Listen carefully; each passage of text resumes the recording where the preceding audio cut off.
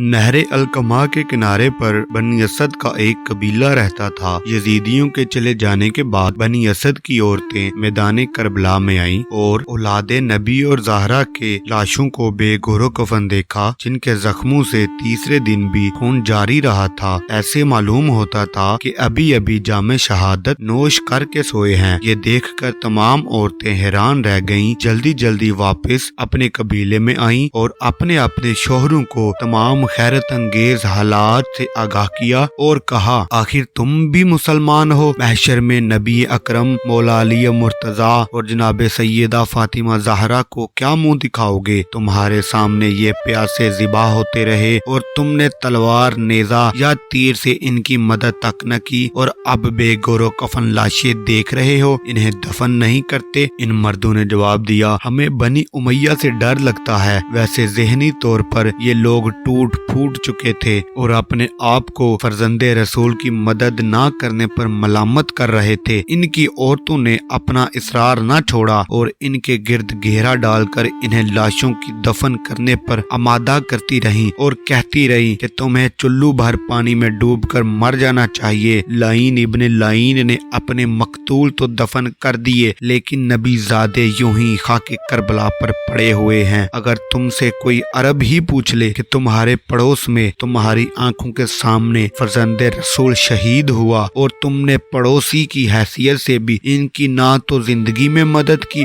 और ना बाद इस शहादत इन्हें दफन किया, भला क्या जवाब दोगे? उठो, गैरत करो और अपने से इस दागे मलामत को अब भी धो डालो जो तुम्हारी नस्लों तक तुम्हारा पीछा नहीं छोड़ेगा। औरतों की मलामत से इनकी गैरत बेदार हो गई और वो उठे और मैदान करबला में आए। इन तमाम ने मशवरा किया कि सबसे पहले फर्जंदे रसूल को दफन करना चाहिए। जब मैदान करबला में फिरने लगे तो इन्हें मालूम हुआ कि किसी भी लाश का सर मुबारक साथ ना है, इसलिए हम कैसे पहचानेंगे? इन्हीं सोचों में थे कि कूफा की तरफ से एक शाहसवार आता दिखाई दिया। पहले तो ये घबरा गए कि इब्ने ज़ियाद मलून का कोई जासूस आ रहा है, लेकिन हिम्मत करके खड़े रहे। जब शाहसवार करीब आया तो इसने पूछा, तुम लोग यहाँ पर क्या लेने आए हो? इन्होंने जवाब दिया, तू खा कोई भी है, लेकिन हम तुमको सीधी बात बताते हैं कि हम औलादे रसूल को दफन करने के लिए आए हैं, लेकिन हमें सिरों के बगैर पहचान नहीं हो रही कि कौन सा लाशा किस शहीद का है। इस शाहसवार ने जब ये बात सुनी तो बेसाहता फरमाया, अरे बाबा, काश आप देखते कि आपका बेटा सज्जाद किस तरह कैदी बना हुआ है। फिर फरमाया, घबराओ नहीं, मैं तुम्हें रहनुमाई करता हूँ। घोड़े से उतरे और इमाम लाशों में फिरने लगे। लाशा इमाम हुसैन पर आकर बैठ गए। लाशे मुबारक को उठाया और गले से लगाया और अपना हाले गम सुनाने लगे। बाबा, आपकी शहादत से दुश्मन हुश हो रहे हैं। बाबा, आपकी शहादत से बनी उमैया के घरों में चरागां हो रहा है। बाबा, आपके बाद हमारे दुख लंबे हो गए हैं। बाबा, आपके बाद हमारे मुसाइब बढ़ गए हैं। फिर लाशा मुबारक को जमीन पर रखा। नाजरीन दाएं बाएं देखने लगे। दाएं तरफ थोड़े से फासले पर एक जगह से हाथ से मट्टी हटाई तो नीचे से कब्र मुबारक जाहिर हो गई। नाजरीन, इसके बाद अपने हाथों से गरीबे ज़हरा का लाशा उठाया और सुपुर्दे कब्र किया। इसके बाद बनी असद को बताने लगे कि ये फलां का लाशा है, इसे फलां जगह दफन करो। ये फलां का लाशा है, इसे फलां जगह दफन करो। इन लाशों से फारिग होकर जनाब अब्बास के लाशे मुबारक के करीब आए।